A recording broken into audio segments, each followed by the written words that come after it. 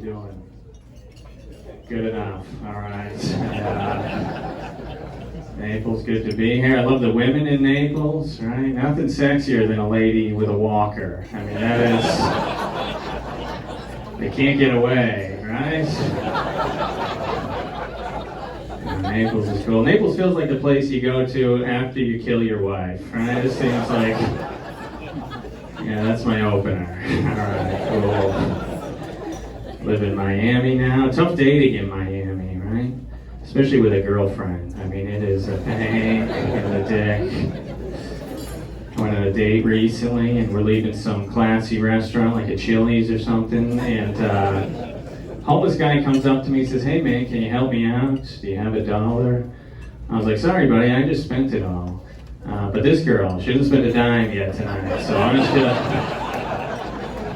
touch base with her. Homeless in Miami are very aggressive, not just in bed either. I mean, they make business. And I had a homeless guy call me racist the other day for not giving him $1. I was like, that is such a small part of it. You know, that is. I also don't have $1. You guys are cool. Sometimes people are too classy to laugh at that. Fuck that, right? Miami, the women are crazy in Miami. I asked a girl out recently on a first date. I said, "What would you like to do on our first date?" She said, "Well, I'd really like it if I had a vibrator inside me and you were controlling it." I was like, "Yeah, I was thinking like mini golf." Guess we could do that too. That's fine. Miami, they include the tip when you go out to eat, which is cool. So I started doing that on all my dates as well. You know, I get to the end of the day and say, "For your convenience, I've included a hand job in this day. And if you'd like to add more, you're more than welcome. But I date a lot of foreigners, and they don't know policy. So I feel like women talk about their vibrators too much, though. You know, or maybe that's just my mother. But it's getting really annoying. It's out of control. I got a girlfriend now, though. My girlfriend, she's from a really poor part of Colombia called Colombia. And, yeah, we live together, so she's decorated our house all Colombian. You know, we got like a lot of tropical plants, a lot of bright colors and bullet holes. I mean, it is beautiful. My girlfriend, though, she's gotten very bougie now that she has clean drinking water. And the other day she was telling me how she needs the new iPhone. I was like, "You don't need the new iPhone, all right? You need food, you need shelter, you need a boob job, but you don't need the new iPhone." Too mean? All right.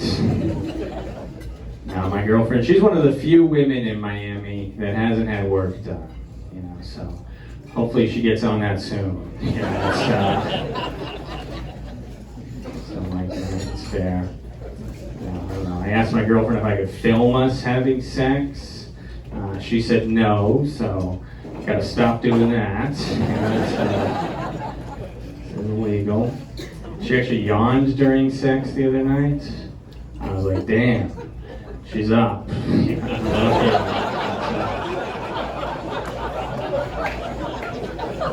Alright, we're back. We're back. Now, we're not one of those boring couples, though, that just stays in watching Netflix all night. You know, we got Hulu, so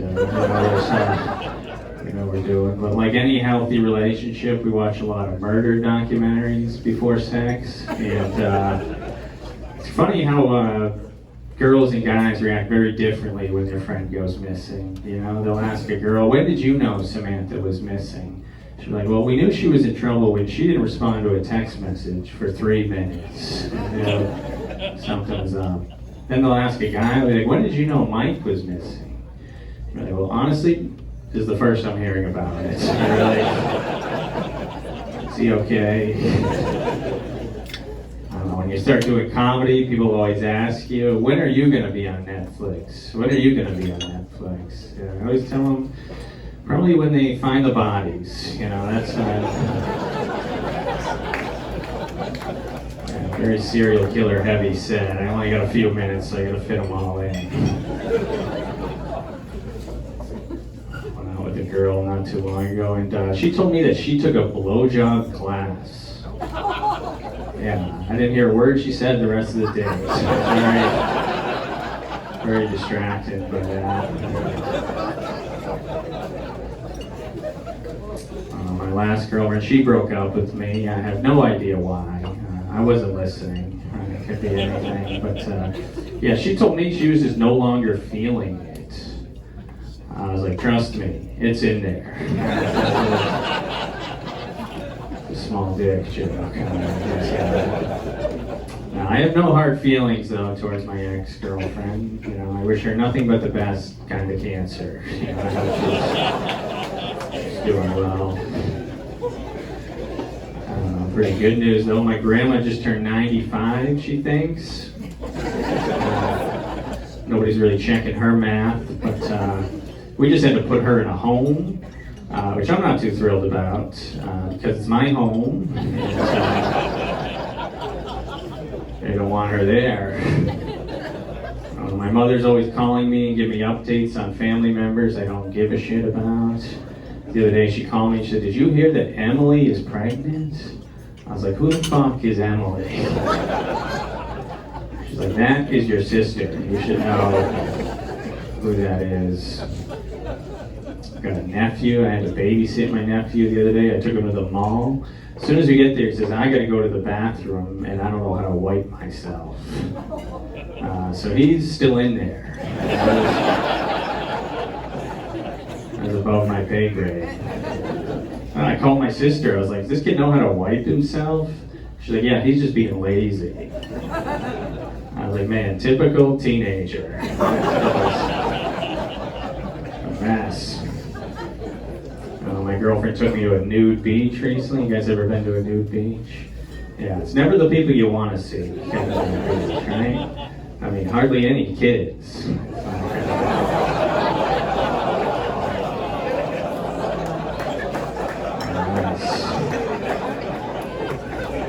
People clapping are also pedophiles. That's correct. I know I recognized you guys. No, my girlfriend caught me looking at another woman at the movie. She's like, "You've been staring at that girl for 5 minutes now." I was like, "You're right, I should probably go talk to her." Just being rude at this point. I went to my first gay bar recently, just to make sure. And yeah, I thought I was just going to see a bunch of guys blowing each other in the bathroom, but I was the only one. Just me. Used to live in New York City, and used to live in Queens, New York. And fun fact about Queens, New York, there's actually more Dominican people living there than there needs to be. I used to see a lot of crazy stuff in my neighborhood. Like one time I saw an Indian couple with a Chinese baby. That was pretty wild. Yeah, that'd be like seeing a Latino couple without a baby. Too many of those back to back. That's fair. Used to take the subway in New York City. And subway in New York is incredible, right? It's like you get on in Brooklyn and then 10 minutes later, you're HIV positive. I used to get really nervous though, walking home alone at night in New York City. I mean, I can't imagine being the woman that I was following. Picking up on a theme here. I don't know, man, what else? I used to work as a lifeguard at a public pool. And people always ask me if I ever got to save anybody. But no, I was 0 for 12. I tried my best. I love being in Florida, though. No income tax in Florida, right? That's great. Now I just need an income, and I am sick of all these apps, though, that are constantly reminding me that everybody's having more fun than I am. You know, like Instagram and Bank of America and poor. Went to go donate sperm recently, and they told me I was too short. Yeah, and also that I was in the wrong building. I was like, why'd you have to mention the short part? That seems wildly unnecessary. I got a moped recently, in case you're wondering where all the pussy is gone. And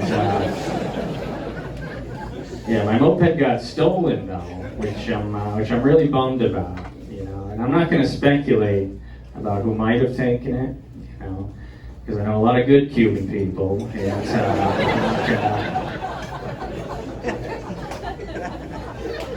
the Latino heavy set.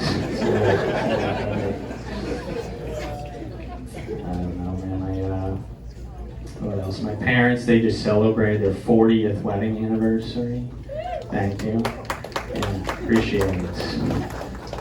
I did a lot to make that happen. And yeah, I asked my father what it's like sleeping with the same woman for 40 years.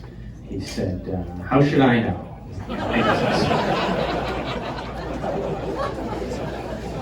You guys ready for your headliner tonight or what? Your headliner, he tours all around the country. He's got 1 million podcasts. Give it up for Brendan Schaub, everybody.